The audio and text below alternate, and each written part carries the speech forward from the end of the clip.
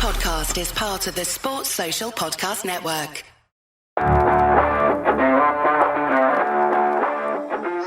Welcome to the Cardiff Central Podcast.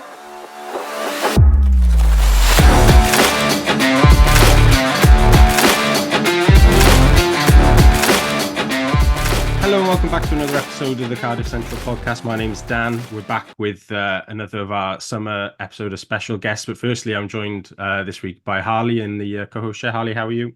Yeah, all good. I was just saying off here, bit sore, but you know that serves me right for trying to play this stupid sport that the ball doesn't make sense.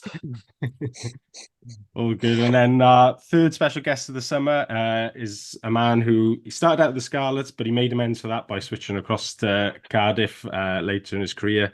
Member of the 200 Club, he's former club captain and recently retired, moving on to coaching the academy and the Rags this season. Josh Turnbull, how are you, mate? Yeah, I'm not too bad, thanks. Good to be here. Good to get on the podcast with you guys. Good stuff. So take you back to the start then, back to the very early days. Where did it all start for you rugby-wise, and what was your path to the Scarlets' first team from there? Started club rugby Castletown with Emlyn, down in Newcastle Emlyn, as a junior. I played in a sevens tournament for my primary school and got picked up, and they said, "Oh, why don't you come and play for Emlyn?" And I did. And then I played all my junior rugby down there. And then as I was getting through like under 12s, 13s, 14s, started to get picked up by like Carmarthenshire West District. And I guess it just, then it was Ceredigion on schools, under 15s, do a shield. And then from there, it just kind of kicked on really. Played in a Crochets game against Cardiff schools for their centenary year, and then got picked for Wales 16s on the back of that. And then from there, I had a real good summer. I was actually working on a building site with a couple of people I know, just labouring, moving blocks about, just doing a bit of pocket money. And we had a notification that I had a trial for Scarlets 18s and went there. It was probably one of the best games of rugby I've ever played. It was a 3-day trial. It was a Friday, Saturday, Sunday, and the game was on the Sunday. And it was when they used to do the 18s and 19s. And I know a few of the boys who were 18s eligible trialled up for the 19s.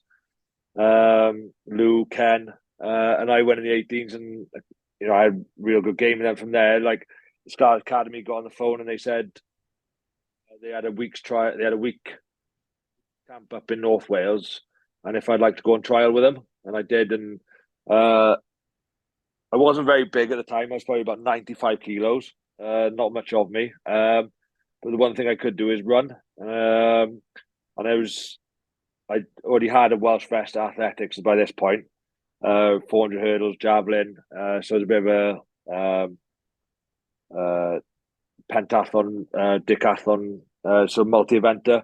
And then I went and run. We had a 3K test, and I run sub 10 minutes, and they were like, blew all the boys out of the water, and it was like, right, you got something, you got a good engine, we can build on that. We can basically put build on your frame in the gym.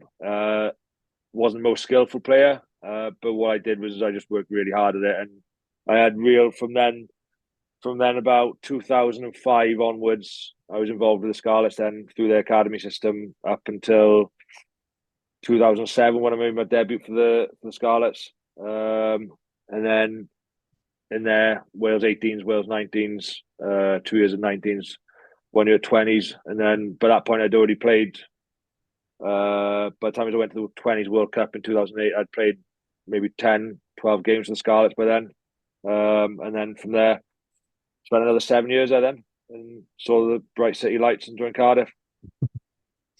Just looking at the under-20s squad that you played with 2007-8, and there's some pretty good names in there, lads who've gone on to make good careers, and lads who you're coaching alongside now. I see Scott Andrews in there as well. Yeah. That was quite a good group to come through with. Obviously, Sam Warburton, Justin Tipprick, likes to them. Yeah, I think I think there's 4 Lions out of that group, and that was my second year 19s, and my first year 20s was that group, and there was some real unbelievable players in there. I think my first year 19s, there was a number of internationals in there as well, like Ken Owens, Go through Lou Reed, Brad Davis, a number of guys who maybe didn't quite make it. Lewis Evans, Sam Kiley, Dan Franks, the Lewis twins, Reece Priestson, Reece Jones, Martin Thomas, John Davis, Gareth Moore. So that team was a pretty good team as well, and we got to a semi-final World Cup that year as well. So there's some pretty good players across those 3 years at 19s and 20s that I played in, that all went on to play international rugby. And in that last year 20s, you look at the players you had, you've got who made it as an internationals. Scott Andrews was there. I don't think any of the other front rowers did. Tips, Warby, myself, Reece Webb, Dan Bigger, John Davis, Gareth Owen, Lee Halfpenny, Dan Evans. He was in an international camp, but I don't know if he ever got capped. So, there's some quality players in that group. Yeah, absolutely. You sort of brushed onto it at the end of your first answer, but so moving to Cardiff in 2014, how did that move sort of come about? Was it something you were actively looking for, or was it just an opportunity that presented itself? I'd had so 2 years prior to that, I'd had a conversation with Di then, but nothing really materialised. And I'd also spoken to a couple of clubs in England when I met them, but at the time, I still had ambitions to play for Wales, so I carried on. And then 2 years later, Phil, who actually signed me at the Scarlets and gave my pro debut at the Scarlets, was at Cardiff at the time, and he said, "Oh, look, a couple of boys are moving on at the end of the year. I think Patterson was moving off to Northampton. Copeland was going back to Munster, and they were looking for a 6'8". I went and met them, and it felt like the right move at the time. I'd been at the Scarlets for 7, well, if you include the time in the academy, nearly, close over 10 years really. So, I felt like it was time for a fresh start, a new challenge, and probably put myself out of the comfort zone of I guess when you've been somewhere for so long, you get comfortable, and I didn't want to be, I wanted to challenge myself basically. I know it's not outside of Wales, but it was, going to a different environment within Wales and seeing what I could do there really. And, I don't regret any of it really. You said there about going to a different environment. Obviously, it was summer 2014 when you come up to Cardiff. The club has changed a lot, it's fair to say, in the last 10 years. What sort of the biggest changes that you've seen, like off the pitch in particular, that are in that time frame? Look, I think when I first joined Cardiff, quite fortunate, we had the base of the Vale, and it's a good selling point. It was a fantastic facility.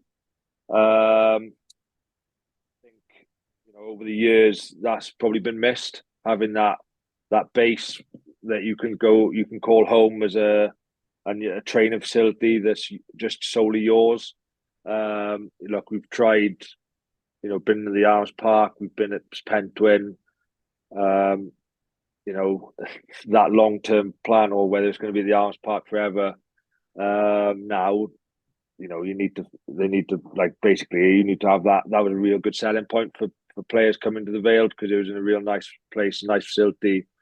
And that's probably one thing. I think the past couple of years has been frustrating as a player when you're bobbing about different places. You're like nomads really, but and that can be frustrating at times, because ultimately the boys, you either start at the Arms Park and you end up at Pentwyn, or you start at Pentwyn and end up back at the Arms Park. I guess the number of coaches that have been there as well. That's a frustration, because by the time you feel like you're starting to do something well, someone else coming in through the door and they start to imprint something, and then there's a change then. And hopefully now with Jockey in charge, there's going to be some consistency there, and they can just back him now, and he can do a good job with the coaches he's got there. On the pitch, though, it's been it's been up and down, but there's been plenty of high points throughout that 10-year spell. What are some of the standout memories for you in a Cardiff jersey?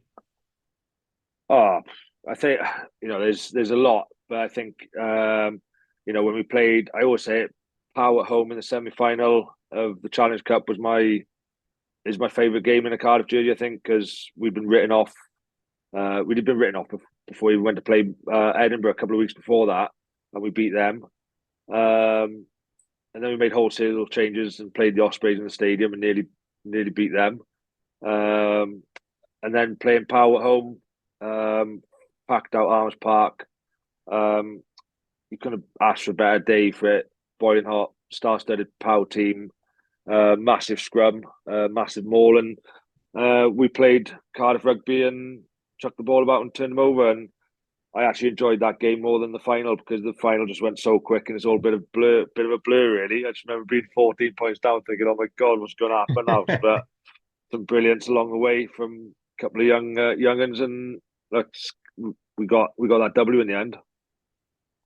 We had Garen Smith on as our last guest, and was talking to him about his kicking it through at the end before the turnover. When you see him going for that kick, what's your thoughts where you are?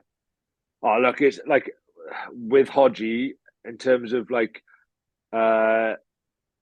he put in around all the players at the breakdown, making sure that we were able to get the ball back some way. And I think for the number of years that he was there as the D coach, we were in the top 3 for number of turnovers, winning turnovers of the contact area. And it's basically what we built our team around was, could we get turnover? Could we transition into attack and play that open, expansive game of rugby against an organised defence? And that's the best time to attack is once you've got a turnover, because it's ultimately the defence is disorganised and you've got probably maybe 2-3 phases maximum to rip them one. And that's what we built our game on when Jockey was first there, Hodge was there, and I guess we probably had the personnel to do it as well. Albeit probably moving around a little bit, playing in the second row myself personally, but it allowed us to have 2 sevens on the field and Nick Williams at 8 then. Yeah, so it was a hell of a sound, but left it. I think actually Cardiff is usually have been the top 1 or top 2 for the last 5 seasons in a row now as well for turnovers. It's such a thing of us. So we've got a question in from friend of the pod, Andrew Ford. He wants to know who's the toughest player you've ever played against or trained with. Trained with on the field, in terms of the physicality, and is George Earl. Just a tough, hard man, typical South African second row, massive arms. Never saw him doing arms in the gym either. So he was just proper brute in those mauls, scrums. That's what he lived for, contact area.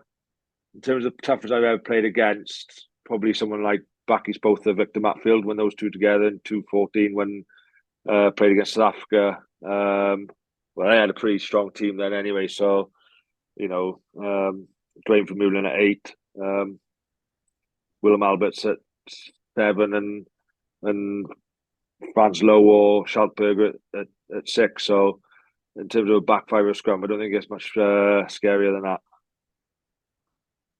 Sort of just moving on to your onto Wales, because obviously you've not had the sort of conventional Wales career because you sort of come in and out at the times. Was that frustrating to be to be there or thereabouts, or was it a case of you always knew? Yeah, it was frustrating at times because I know 2016 I was top of my game. Stats were through the roof, and I tried to justify. I missed out on selection. I went in on meeting, and I just tried to justify it by saying, "Look, here's all the stats from the Opta. I'm top of them in carries, turnovers, tackles, meters carried for forward in Wales." And it was just, and the reason I got was it's just a matter of opinion, and selection was a matter of opinion, and that was it. So. But ultimately, I think little things drive you on. You just want to keep plugging away, and I think 2021 against Argentina, Canada. I'd probably had a number of seasons where I'd been on form at Cardiff. I noticed throughout that COVID period and then coming out the other side of it, picking up 9 man of the matches in one season or something like that, and then getting a reward at the end of it. And it kind of that felt like that reward felt justified because of all the performances I'd put in. And then, I remember going in 2009 on the first summer tour with Wales to North America, Canada. I was a young pup, literally played 20s the year before, a handful of games for the Scarlets by this point, and got picked to go on that tour to North America, Canada while the Lions was on. And I think there was 6 boys went uncapped, and I was the only one to come back uncapped. And then it took me another 12, 18 months to actually finally get that cap done against Scotland in the Six Nations in 2011. So, and again, it was just a period of just plugging away, keeping my performances high for the Scarlets at the time. And I guess, when you're playing or you're trying to get into a squad when I first started dropping there, where it was Andy Powell, Martin Williams, Jonathan Thomas, Ryan Jones, Robin Sauter-Taylor, Sam Orbiton, Toby Faletau, Justin Tipperick coming through then. Most of them are Lions as well. So, it just shows how competitive an area the back row is in Wales, and hopefully it will continue to be like that, because that's what drives the best out of people, and all players, and they want to get the best out of themselves to be in that environment. You said about like presenting all the stats and stuff, and I can imagine somebody like Morgan Morris at the moment doing something quite similar from the Ospreys, ringing up the Wales coaching staff like look, I'm player of the year about 8 years in a row or whatever. Is it something that you use to sort of like chip on your shoulder, or did you just let it get you angry to drive on? What sort of advice would you give to someone in that position? It does. It can. It depends how you take it, really. Like, I've always been quite chill. Like, I've found times like that frustrating. But the only thing you can do is then just get back out on there, get back on the horse as quickly as possible, and become the fittest player, become the most skillful player, become the most physical player in your position. So, there's always certain things that international coaches are going to be looking at, and a lot of that will come down to work rate off the ball. And if you, if you listen to the South Africans, they talk about how many positive impacts you can have in that period of time that you're on the field. So it's when you get that opportunity, you just got to make sure you grab it then. But I'm grateful for all the opportunities that I've had in that Welsh jersey. I've played 13 times or 16 times, 3 non-test matches, 13 tests. I'm quite comfortable where I'm at with it. And a whole stack of regional rugby, so I can't complain, really. You mentioned obviously plenty of games across your career. We've had a question from Tony on Twitter who says, what are some of your favourite fixtures? So I guess sort of like any ones that you circle when the start of the season comes out, and also your favourite venues that you've played at across the league and Europe. Definitely when I was at Cardiff, definitely the Scarlets games. Always look for them when they were for an MOM, and then try and get a big performance in. And they're usually around Christmas, early this season or Christmas time. You might get one at the end of the season, so pencil, always circle them ones. And then, Leinster's always a good place to play at, just decent crowd, always tough to play against as well. I said on a podcast the other day, I when we first started going to South Africa, it was good. It was a different experience.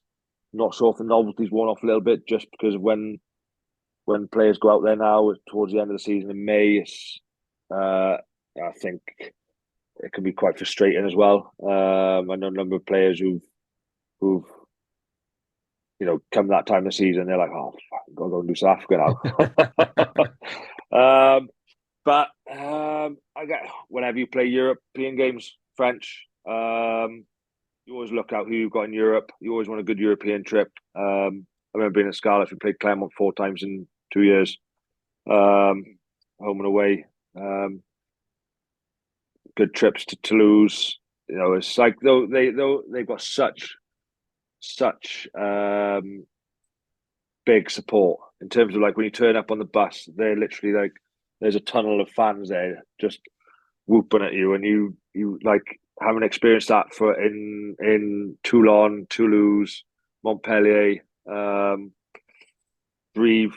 There's some big rugby teams in France who love that, and it's just a good occasion. So yeah, any of the French teams really, and Welsh derbies. Every year I wait for Claremont. I don't know when the last time Cardiff played Claremont was, but it's certainly I don't think we've played them while you were at the club, certainly, and I No, we haven't. remember. We haven't. We played Lyon quite a few times. Played Toulouse, God knows how many times in Europe since Every I've been there.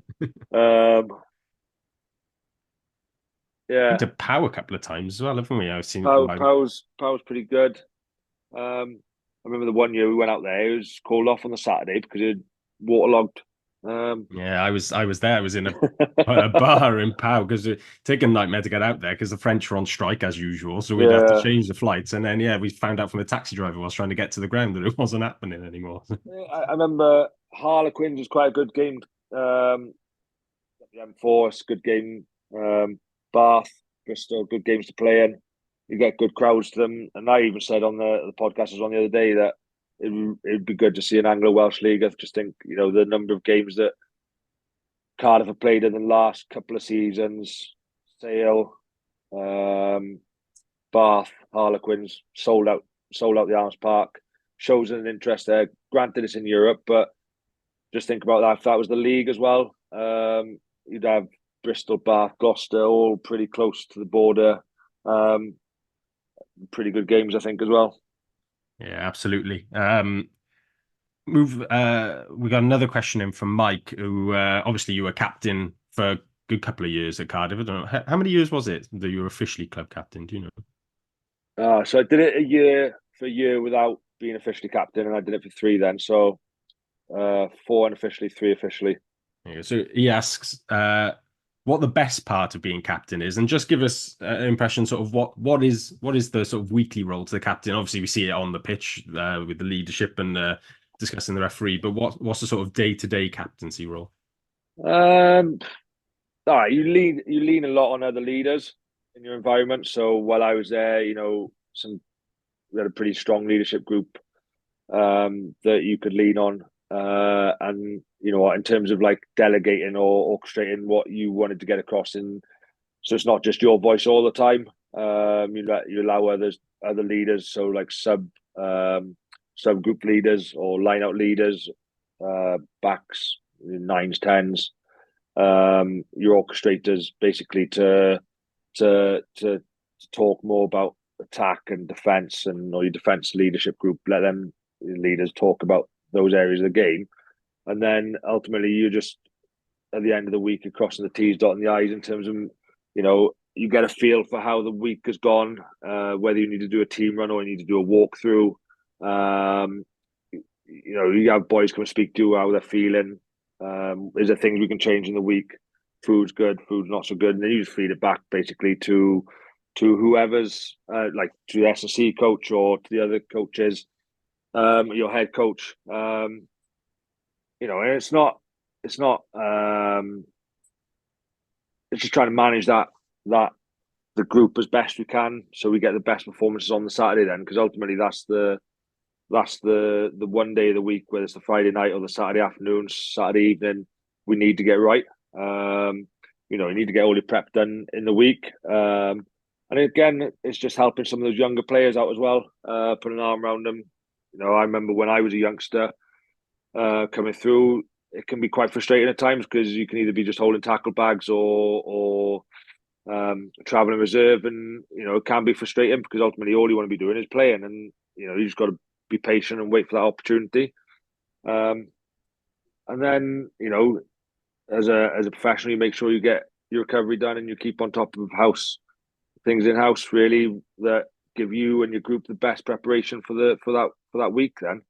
And then game day is just give the boys a bit of a rev up, cover off the key points from the week. That's what I always try to do, is make sure by the time we got to Friday, Saturday, the key points were in my message before the game. So if we were going to be going contestable kicks, it was picking out the wingers saying, look, if we're going contestable kicks, we've got to make it 50-50. We want to be making that. So I'd be calling the wingers out saying, look, you've got to be getting up for that ball, making it as hard as possible for them to get it. If we're going for, backing our kick chase, our back row is going to lead that. So calling them out and saying, look, if we're going to contest the ball, boys, you guys need to be doing that job there. Whether we talked about whether we were going to set the tone as a forward pack, you'd give those forwards a couple of points in terms of like, look, boys, we talked about mauling this way. We're going to do it that. We're going to do that.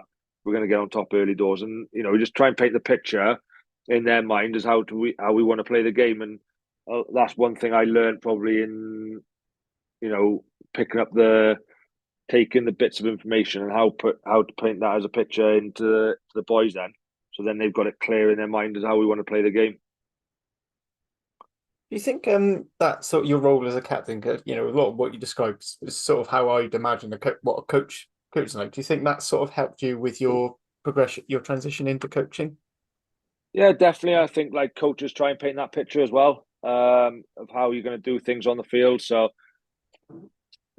they try and say, look, we want to play like this in a certain way. And that's, again, where you get your, there's some really good clips on YouTube of players doing it. There's one of Quade Cooper, he's saying, look, we're going to run this strike play off this scrum. You're going to run this line. He's going to run this line. And then we're going to put him through the hole. So already, you're not really worrying about what the opposition are going to do. You're just worrying about everyone running their right lines. And ultimately, you can make a bust off that. And you're getting everyone's attention. You're painting the picture for them. And the coaches do that. I've tried to take that experience into my coaching and just try and help the youngsters that I'm coaching now, or the Rags, or as previously it was Quins, and help them by painting those pictures to those boys. It definitely helps, yeah. So we'll move into coaching a bit more properly, but obviously now this is your first pre-season basically of not being a player. What's it like? What's it like being on the coach's side of it? Is it a bit of a relief, or are you one of the weirdos who actually liked pre-season? Or yeah, I do, because I love keeping fit. So I've been doing a lot of cycling, a lot of running and swimming recently. I'm training for an Ironman, so I wasn't. Basically, I'd spoken to a couple of my mates who've retired and become coaches, and one of them ended up going up to 135, 136 kilos. I won't say who it was, but he said, sign up to do something, and put something in the diary so you train towards it, and you get a bit of a routine then. You don't just become lazy looking at the laptop all the time. So a number of my mates outside of rugby they'd signed up to do it. They said, why don't you do it? So I ended up signing up to it. So I'm actually, again, a little bit edgy because I want to, when I see the boys training, I still think I've got it. So but no, I'm missing the contact. My body feels really good, actually. I've lost 4, 5, 6 kilos since I've retired. And that's purely because I don't have to do the gym as much. Still go to the gym maybe once a week to keep myself ticking over and maintain some sort of strength. Not eating as much. I don't have to eat as much. I don't have to maintain I don't have to be 116 kilos to play rugby anymore. I can just be healthy and live a healthy lifestyle, basically. So that's that. But I'm not. I wouldn't say I'm missing any of the contact or anything like that. Body feels good, so I'm happy. When I'm sat down in the evening and I'm watching double episodes of Love Island and I'm going on Instagram and Josh Turnbull's banging out 15-mile runs, I'm borderline unfollowing at that point. But it's impressive stuff. It's a different type of training as well, because like you train rugby, you train to be fast, you train to be probably cover 7-8K in a game at high speed. Where like now I've got to learn to run a marathon at 10 minute miles. So it's completely different training. It's quite a selfish sport as well. It's not something I'm going to carry on doing after I've done the one. I might carry on the bike, but every Saturday afternoon, every now and then go out on a bike ride. But it's, in terms of like the hours you've got to dedicate to put into it, It is quite. It's up there. Said about the body feeling better there. You said on the Sport in Wales podcast the other week, and Carwyn can send me the invoice for the plug there in the post. But you said about the sort of the surgeries and injuries you've gone through in your last year of your career. Yeah. You've always obviously been a player that's been right there in the contact, putting your body on the line. Was there sort of consideration of retiring at any point before you actually did? And just how sore was the body in those last couple of years? After lockdown, after the 5 month lockdown, like amazing. It was the best thing that ever happened to me. It was like, I had a new lease of life. I went back there fitter than I'd ever been before. I was leaner than I'd ever been before. I was, and it probably coincided with me have a real good spell of good rugby afterwards then. Because I generally just really looked after myself. I was going 5K runs every other day. I was like, enjoying. I had a gym in the garage. I went back strong. And everyone started to like, oh, he's 31 or 32 now, 30, 33 maybe, maybe 33. Yeah, and it was like, oh, he's getting on a bit. And I just had this run of real good games, real good performance. And I was on the back of this, real good 5-6 month break. So, and then I don't know. I had this. I think it was last year, the beginning of the year. I had a knock on the side of my knee. Not last year, the season before.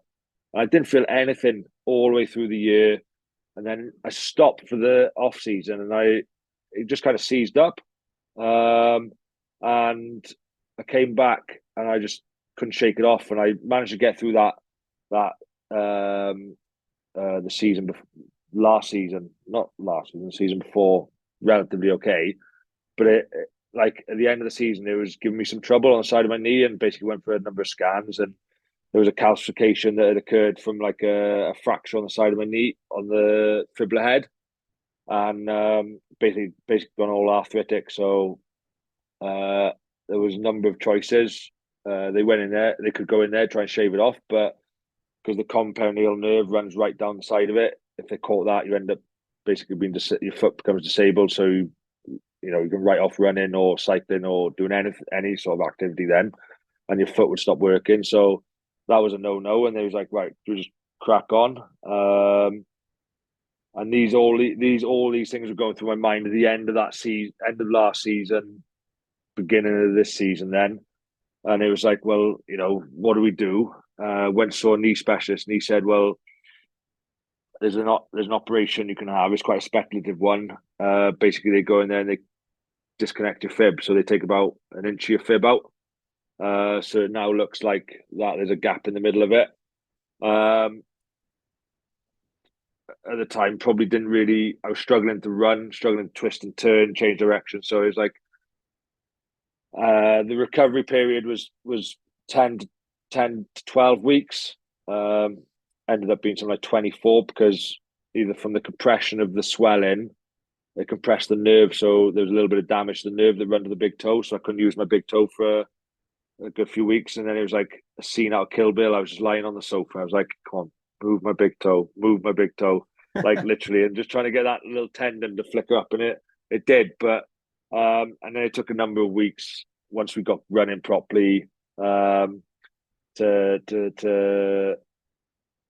get back on the field, and probably because I hadn't done the pre-season, I was probably playing catch up a little bit, so I never probably felt as fresh as I wanted to throughout this last season just gone. And then ultimately, I was always chasing two milestones, either hit 200 for Cardiff and chasing that John Muldoon record of 254, which I think I was ended up being like 9 off or something like that. So it's a record I don't think will get beaten, because I don't think people play in one league long enough now or play the game long enough. So it would have been nice to get that.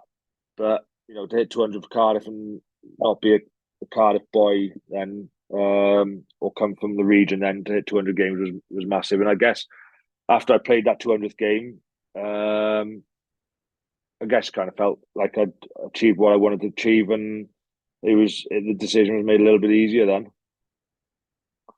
Yeah, because I sort of remember we were discussing on the pod after that last game, and you were talking to I think Lauren Jenkins about it, and talking, and we were all sort of under the impression, well, I think he's all but retired. He's all but retired here, but obviously had to wait for the announcement. But No, yeah, I as I said, guess like after the game, I didn't really think about what I'd actually said to Lauren until after that. I think I've just announced my own retirement here, but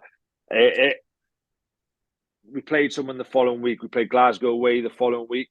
I know we had a week off, I think, after that game because it was that break and play kind of stuff, and I'd had a bump on the actual knee that game against in the first 2-3 minutes against Leinster. I was like, "Fuck, I'm not coming off here. I'm not coming off here after 3 minutes. I can't not on 200th game. I'm not coming off."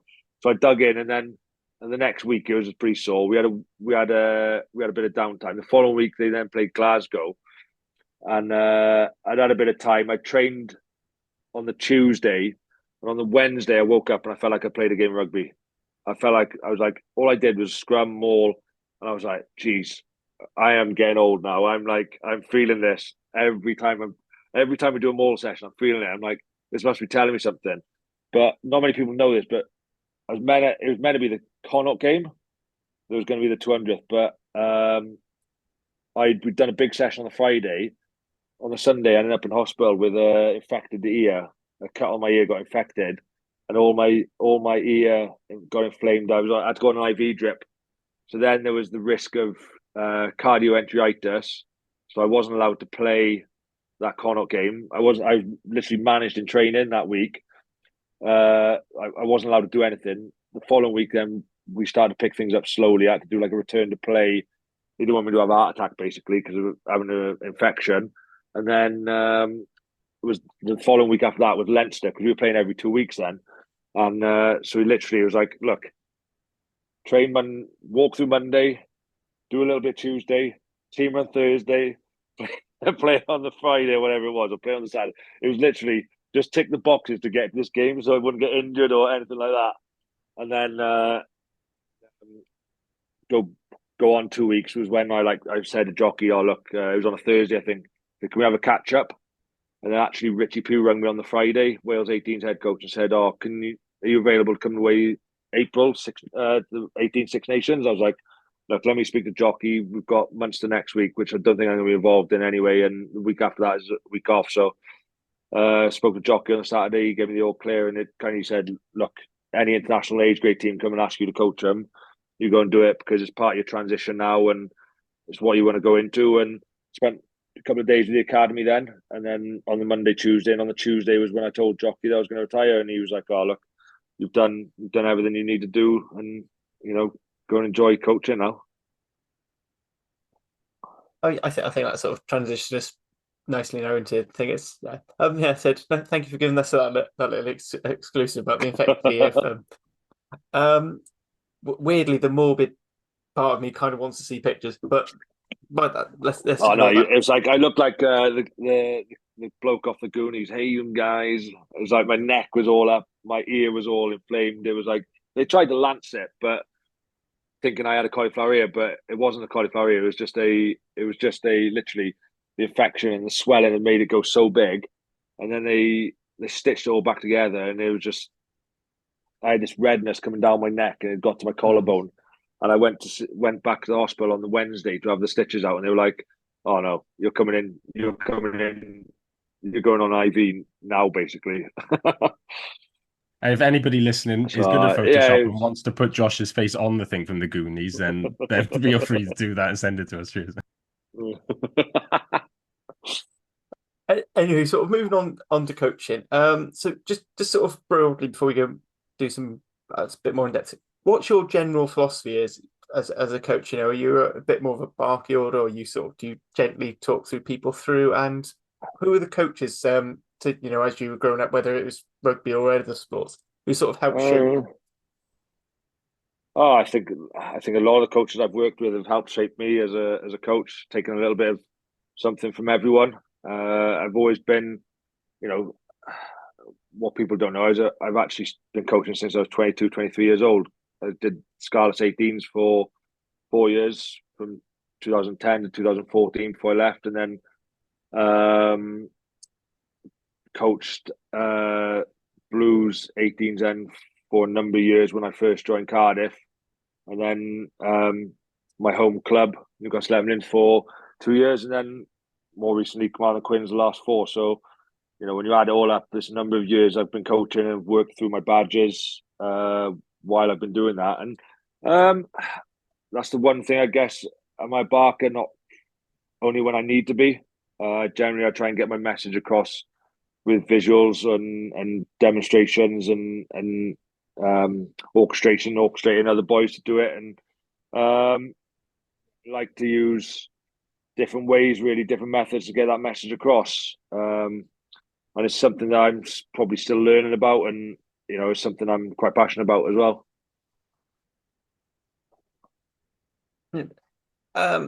So one of the questions we've had from Steve Coombs, another friend of the pod, he's wondering. Obviously, you've played. You're quite a versatile player. I brought, I think, stat we used for our Christmas quiz is that in one of the previous seasons you wore the most different jerseys of any other player in the well, actually, out of any of the Welsh regions and in the URC in general. Do you think having that, being that utility player, helps with your coaching, being able to coach through different roles? Yeah, I guess if you're talking about some of the little intricate details of each player, then how teams see a 4 and a 5, how teams use a 6, 7, and an 8 these days. If you look back when I started at the Scarlets, I was an open side that played 8, that covered 8. Then I moved to blind side and covered 8, or played 6, 7, and 8. That's probably one of the reasons why I ended up leaving the Scarlets, because I played in all 3, but never really had a set position. And then later on, playing 4, 5, 6, 7, and 8. But ultimately, I think the game of rugby, if you take away the scrums and it's just numbers on jerseys, then because you've all got to be able to catch, pass, tackle, clean contact areas. Apart from kicking, which all backs do these days, you might find the odd Seb Davis launching up with his left peg 50-22. But generally, you need, as a rugby player, you need to have all the skills that everyone else has. So I think in terms of what you're talking about is those intricate details, how a second row binds with a prop and little things like that. What little cheat lines back rowers can do to get to the contact area. All of those little things that I've had to learn across my career. And I guess that, if you stand still as a player, you probably don't achieve half what some of the best players do achieve. So I've had to learn, I've had to change the way I played the game, add different strings to my bow. It's, I guess now is for me to coach those players. I'm not going to go and coach props how to suck eggs, because I'm not going to be able to, I'm not going to be able to coach them out of the intricate details of being front rowers. What I can tell them is that they need to be hard, tough guys to get in there, basically, and to front up a little bit. But the rest of it around the park is quite easy then. What you said about the back rowers there is interesting. We had a question from Paul Williams of Twitter and Rugby World Magazine fame, who says, do you think the role of a specialist number 8 has been replaced by a sort of hybrid back row players now? And it leads into something we were talking about on our pod last week, discussing Morgan Morse with the 20s and whether he's a 7 or an 8. And actually, does it really matter? Is there much difference now in open play between these positions? Well, I think if you look, it's a good question, to be honest, because you look at Exeter, they traditionally don't play with a traditional 6, 7, or 8. They play with 2 big back rowers who are tall for a line out, because that's where you get most of your possession from, is line out or kick return. So do you need to have out and out jacklers on the field? They're comparing us to Cardiff, say 2018, when we won that Challenge Cup, back row, second rows, compared to what Exeter would have. Exeter had a 4, 5, 6, and 7 who were, granted 6 and 7 probably a little bit lighter than the locks, but tall, athletic men for the line-out purposes. And the number 8, Sam Simmons, who's quite athletic, but small, quite punchy. Saracens with Ben Earl now, he's quite small, quite punchy. Whereas we went the other way, we had 2 7s and a big number 8 who wasn't a line-up forward. And probably in myself and Seb or George, not the tallest of locks, but probably guys mobile, get around the park. But where you compromise yourself there is you kick long and on keep how you play your game. Then your game tactics come into it. But we're not going to kick the ball off. We're not going to give them line outs because we haven't got the line out personnel. What we're going to do, we're going to kick long and on, let them run it back. We'll get turnover. We'll play transition rugby then, where Exeter were quite happy to kick the ball off the park, try and steal it in the air, line out, or they'll use their defence and they'll win a penalty then, and then they'll kick a corner, use their line out. So it's each team is different, and I think like how in terms of how you pick your back row now is depending on how you want to play the game. I guess if you want to have some teams now picking a 7 and an 8 who are quite similar, and a 6 who's like a second row.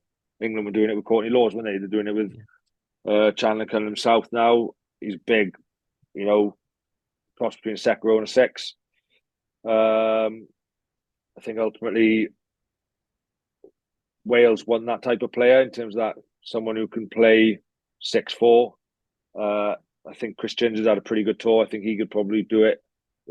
Same with whether he's heavy enough to play 4, I don't know. But what's his name? Scarlet back row, Plumtree. He's very more of a 6. But having that athlete gives you that. Having a back row who can jump in the line out, as long as you've got 3 genuine jumping options, gives you more variety, more options to get the ball back or win the ball cleaner. So I guess it fits on how you want to play the game. So it's not, everyone tries. I wouldn't say anyone's trying to copy anyone at the moment. It's just, France do it different. They have a absolute massive 5, doesn't jump, but they just use them to lift and build them all around. So, and that's how they've gone about it. Then they have a rangy 6 and 7, and a big 8. There's not many 8s like Greg Aldrich around who's just a big ball carrying, who's he gets across the gain line every time he carries the ball. That's interesting stuff, that. And just circling back round then towards the end of the pod now, focusing on Rags and Academy. Steve asks, obviously the Rags going into this new Super Rugby Cymru. You've been around the Welsh Prem for a couple of years now with Carmarthen. Do you think that we'll see some improvements with this new league, a sort of a step up in quality, or is it going to take a couple of years really to bed in? I think, this is my personal opinion, I think it's going to take a couple of years for it to bed in. I think ultimately the direction is the right direction, because when I played Prem, teams had a spine, say 5, 6, 7 players who were there all the time, and the rest of them were supplemented by, you think about when I was coming through at Llanelli RFC, you had the boys who had opportunities. It was Ken, Rob McCusker, myself, Dom Day, Lou Reed, Rhys Priestson, Foxy, Dan Evans, all had opportunities. But those players who were in and around them, Rhys Williams was another centre who had opportunities there. They had like a core of Prem players. And I think ultimately it's going to take a couple of years, because at the moment, if you're training with the seniors, you're a senior academy player, you're more likely to end up being a travelling reserve. So you miss out on that rugby. I need to get to a point where once these 16, 17, 18-year-olds start to come through, they need to start, once they get to 18, 19, they need to start playing the highest standard of rugby they can, which for them is going to be Super Rugby Cymru. So it aligns with your academy then. Those boys are going to get good rugby. They can work on their fundamentals in that area, in that competition. And ultimately, if it's the next competition below the regional level, then you're one step away, basically.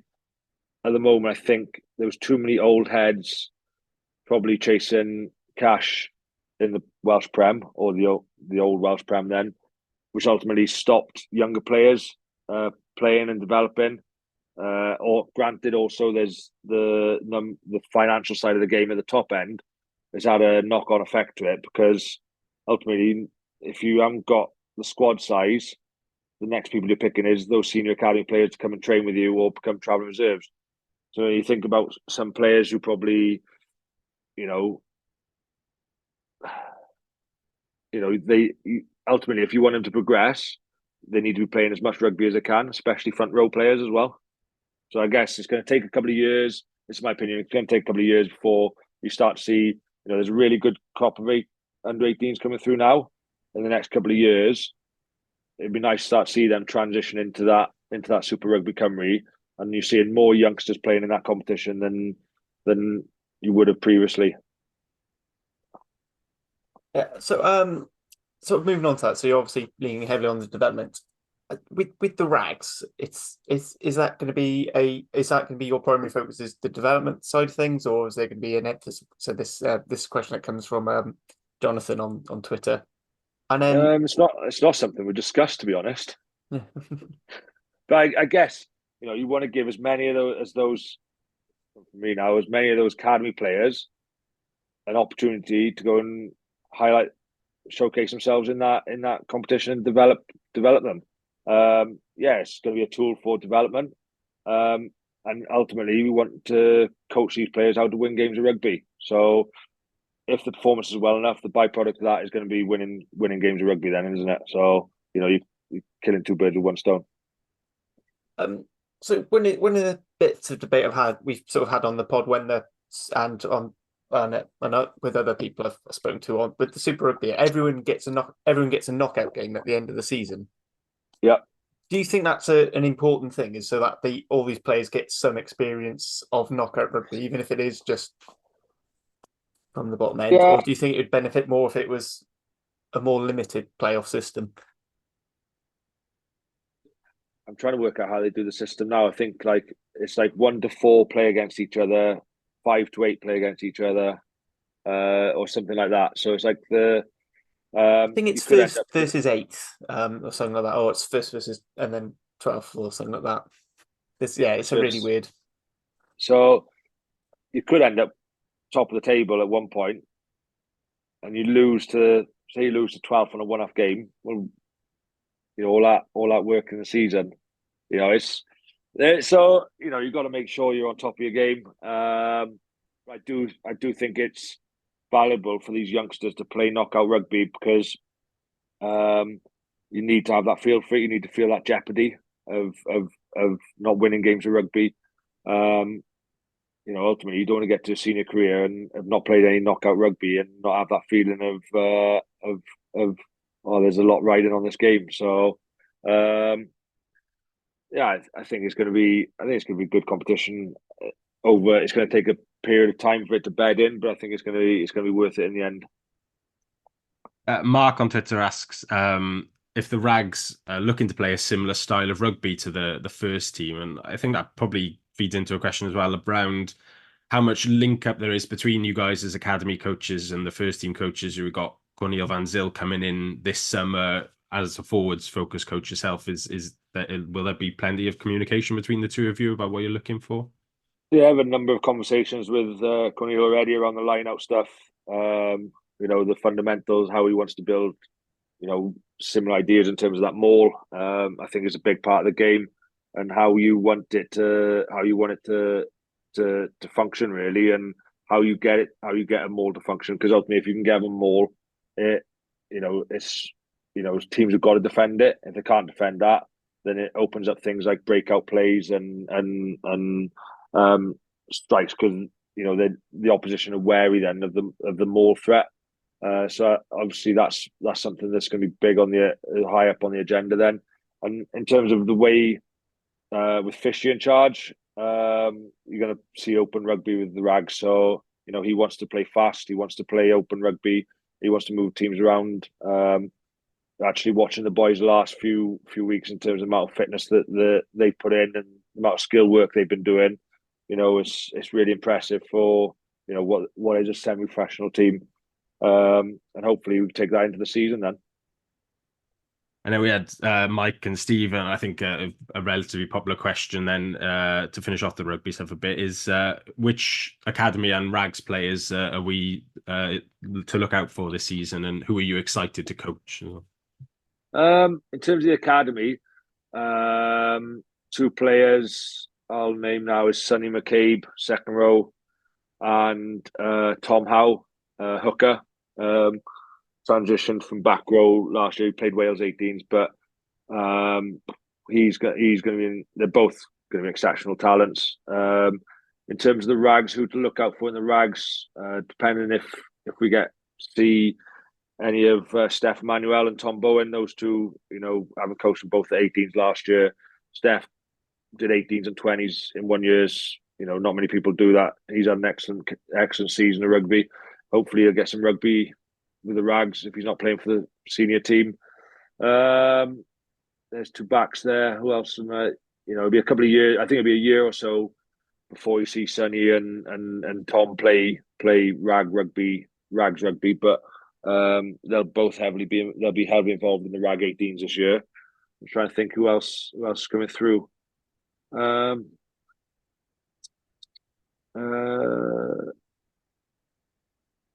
The back row wise, we saw Evan Rees a little bit at the back end of last season, stepping up to the Rags. What do you make of him? Yeah, big, hard, physical back row from the Valleys.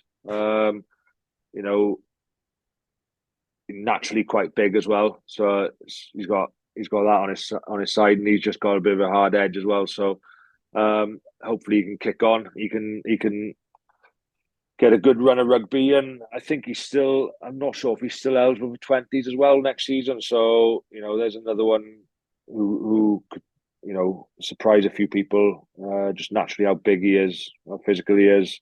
He took to playing Prem rugby last year like a duck to water. So he's one. I'm just like Sean Davis, a scrum half. He's away with Grant Taft tour in South Africa at the minute. He's one. Similar to Mike Phillips, really. Quite physical 9. Makes some lovely line breaks, reads the game pretty well. And he'll probably get an opportunity at some point throughout the year as well. Good stuff. Harley, anything more from you other than your weekly question? We'll get on to that. So this is another bit from Andrew Ford's question that I missed first. So if you could play with any player from any era, who would you most like to have played with?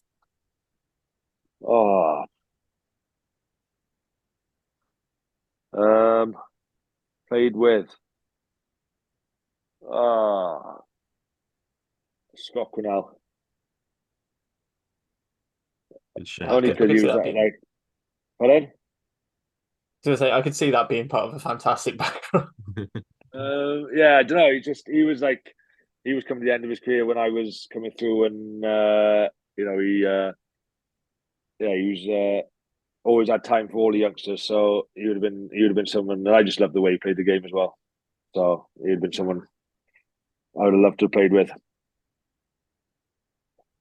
And then our perennial end of question, which is for regular listener Liam. What's your favourite biscuit? Biscuit? I don't eat much biscuits, to be honest, but chocolate digestive, simple. Dunk it in the coffee and, done then. Good shout. Well, Josh, thank you very much for your time this evening. It's great to hear your thoughts on your career and insight into the coaching, and best of luck with the Rags in the Academy this season. Thanks, guys. Good to speak to you. Cheers, Harley, as well. And we'll be back in over the next few weeks with some more guests, so keep an eye on the socials for that. But until then, thanks for listening.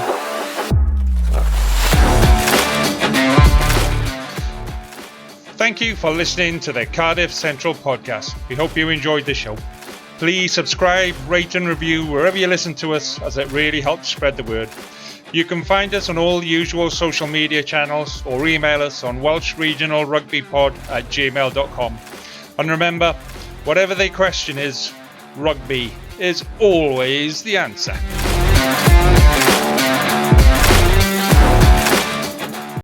Sports Social Podcast Network.